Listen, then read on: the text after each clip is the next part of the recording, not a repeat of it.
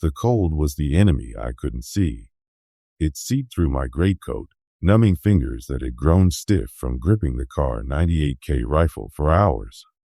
My breath formed a white cloud that vanished instantly in the biting wind.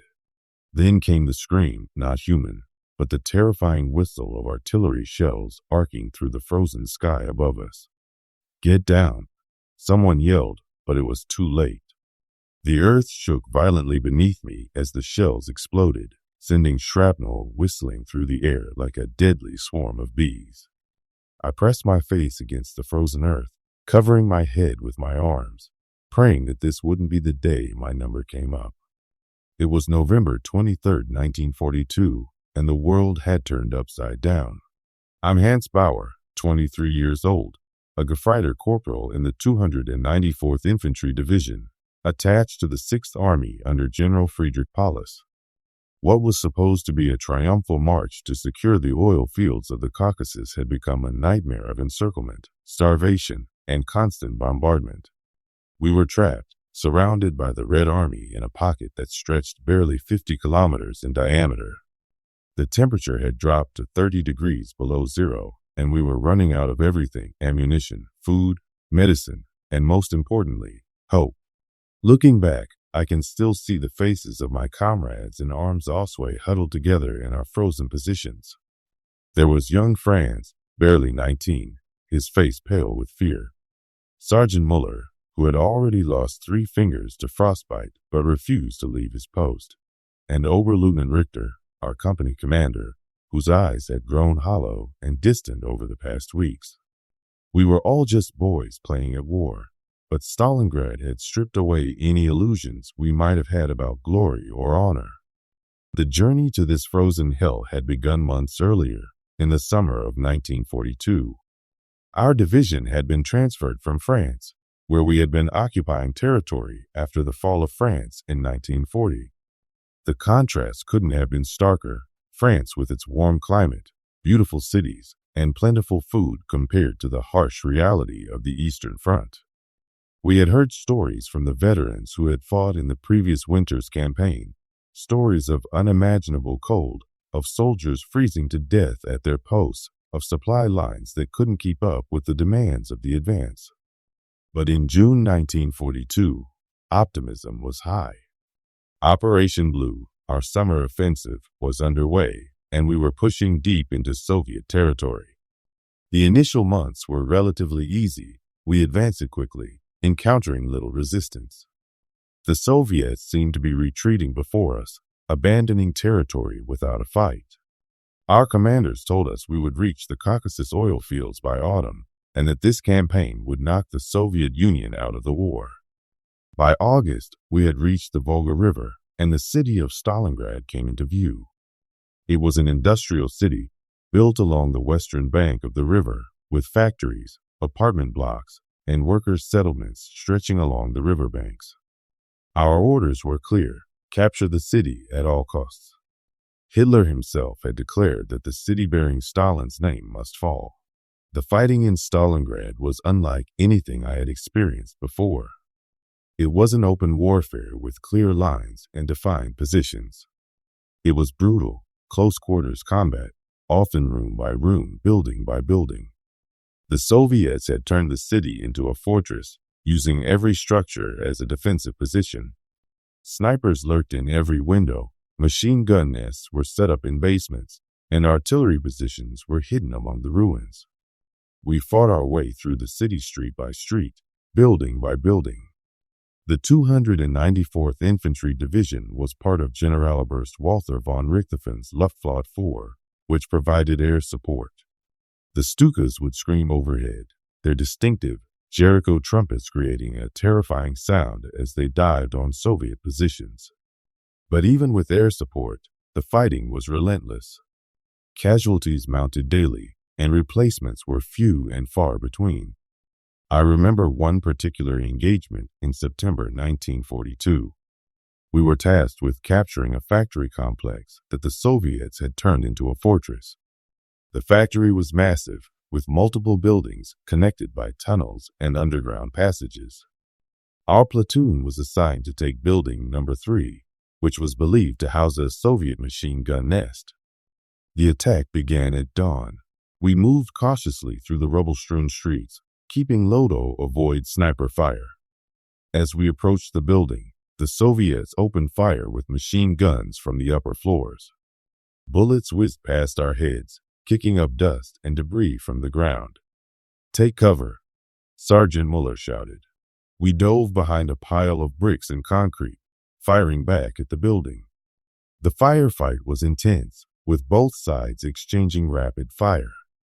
I could hear the distinctive crack of Soviet PPSh-41 submachine guns firing their 7.62 mm rounds at a high rate of fire. "We need to get closer," Oberleutnant Richter said, his voice tense but calm. "Bauer, Schmidt, you're with me. We'll try to flank them from the west side." The three of us crawled through the rubble, keeping our heads down. As we approached the western side of the building, I noticed a small window on the ground floor. It was partially covered by debris, but I could see movement inside. "There's something in there," I whispered. Richter nodded. "Schmidt, throw a grenade through that window." Schmidt pulled the pin on a Stielhandgranade and tossed it through the window. There was a muffled explosion, followed by screams in Russian. We rushed to the window and peered inside. 2 Soviet soldiers lay on the floor, one dead and the other wounded, clutching his leg. "Clear," Schmidt called out. We entered the building, our rifles at the ready. The interior was dark and smelled of smoke and cordite. We moved cautiously through the corridors, checking each room for enemy soldiers. In one room, we found a group of 5 Soviet soldiers eating from tin cans. They looked up in surprise when we entered, their rifles leaning against the wall. "Hand hoch," hands up, Richter ordered in Russian. The Soviets complied, their faces pale with fear. We disarmed them and took them prisoner. As we herded them outside, I couldn't help but feel a pang of sympathy. They were just boys like us, caught up in a war they didn't start. The capture of Building No. 3 was a small victory in the larger battle for the factory complex, but it came at a cost. 2 of our men had been wounded in the firefight, and one of them, a young soldier named Weber, later died from his wounds. We buried him in a shallow grave behind the building, marking it with a wooden cross. It was the first time I had seen someone die in combat, and the image of Weber's lifeless body haunted me for weeks. As the autumn progressed, the fighting in Stalingrad became even more intense. The Soviets were putting up fierce resistance, and casualties were mounting on both sides. Our division was stretched thin, with many units at less than half strength. The weather was turning colder, and we were beginning to feel the effects of the approaching winter. By November, the situation had become critical. The Sixth Army was fully committed to the fighting in Stalingrad, with little reserve left to deal with developing threats. Then, on November 19th, the Soviets launched their counteroffensive, Operation Uranus. Their objective was to encircle the German forces in Stalingrad and cut off their supply lines. We didn't realize the full extent of the threat at first. Reports came in of Soviet forces attacking our flanks, but we assumed they were just local counterattacks. It wasn't until November 23rd that the reality of our situation became clear. The Soviets had broken through our weakly defended flanks and linked up south of the city, completing a massive encirclement. We were trapped. The news spread quickly through our ranks. There was panic at first, with soldiers deserting their posts in fear. But our commanders managed to restore some order, establishing defensive positions around the perimeter of the pocket. The mood was grim, but there was still hope that relief forces would break through the Soviet lines and rescue us. For the next few weeks, we waited for rescue that never came. The Soviets tightened their encirclement, bringing up more artillery and troops. The airfield at Potomnik, our main supply line, came under constant bombardment, making it increasingly difficult for transport planes to land. Supplies dwindled, and we began to suffer from hunger, cold, and disease. The winter of 1942 to 1943 was the coldest I had ever experienced. Temperatures dropped to 40 degrees below zero, and many soldiers suffered from frostbite. I lost 2 toes on my left foot to frostbite, and I was lucky to escape with my life. Others weren't so fortunate.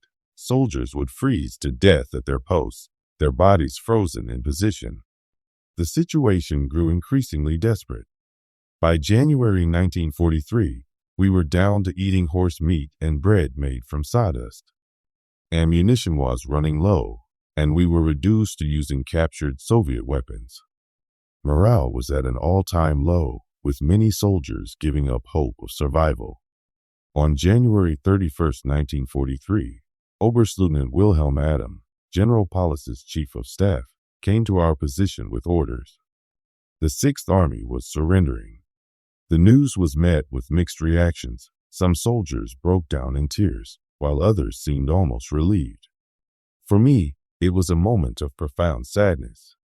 We had fought hard, suffered greatly, and now we were giving up. As we laid down our weapons and prepared to march into captivity, I looked around at my comrades in arms. Franz was weeping quietly, his shoulders shaking with sobs. Sergeant Muller stood stoically, his face expressionless. Oberleutnant Richter was staring into the distance, his eyes distant and hollow. We had been through so much together, and now our journey was ending in defeat and humiliation. The march into captivity was a nightmare. The Soviets treated us harshly, beating us and forcing us to march for hours without rest. Many of the wounded and frostbitten couldn't keep up and were shot on the spot.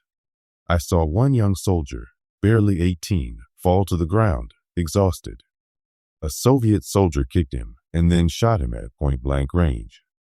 The image of that boy's lifeless body would haunt me for the rest of my life.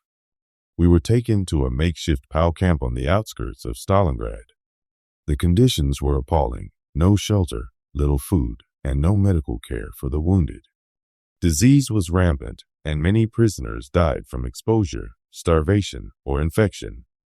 I myself came down with typhus and was close to death when, by some miracle, I received medical treatment and began to recover. After several weeks, I was transferred to a POW camp in Siberia. The journey was long and arduous, with many prisoners dying along the way. The Siberian camp was even worse than the one near Stalingrad, colder, with even less food and medical care. I spent the next 2 years there, working in a lumber camp, barely surviving on meager rations and hard labor. When the war ended in 1945, I was still in captivity. It wasn't until 1947 that I was finally released and allowed to return to Germany. The journey home was another ordeal, as Germany was in ruins, with cities destroyed and infrastructure in shambles. When I finally reached my hometown, I found that my parents had been killed in an Allied bombing raid in 1944, and my younger sister had been killed while serving as a nurse on the Eastern Front. I was alone, with no family and no future. The war had taken everything from me: my youth, my health, my family, and my hope. For years, I struggled to come to terms with what had happened, with the memories of Stalingrad and the years in captivity. I couldn't talk about my experiences, as no one wanted to hear about the suffering of German soldiers. The focus was on German war crimes and the Holocaust, not on the millions of Germans who had suffered and died in the war. As I grew older, I began to reflect on my experiences and the larger meaning of the war. Stalingrad was a turning point in the Eastern Front, where the German advance was halted and the tide began to turn against us. It was a battle of unprecedented brutality and suffering, with casualties estimated at over 2 million, including nearly 1 million German soldiers. Looking back, I realized that Stalingrad was not just a military defeat, but a moral one. We had been told that we were fighting to protect Germany from Bolshevism, but in reality, we were fighting for a regime that had unleashed a war of aggression, committing countless atrocities along the way. The suffering we endured in the frozen hell of Stalingrad was, in part, a consequence of the choices we had made and the ideology we had embraced. Yet, I cannot help but feel a sense of sadness for the millions of ordinary soldiers who died in the war on all sides. We were all victims of a larger conflict, pitted against each other by leaders who cared little for human life. The memory of Stalingrad will always be with me, a reminder of the horrors of war and the importance of peace.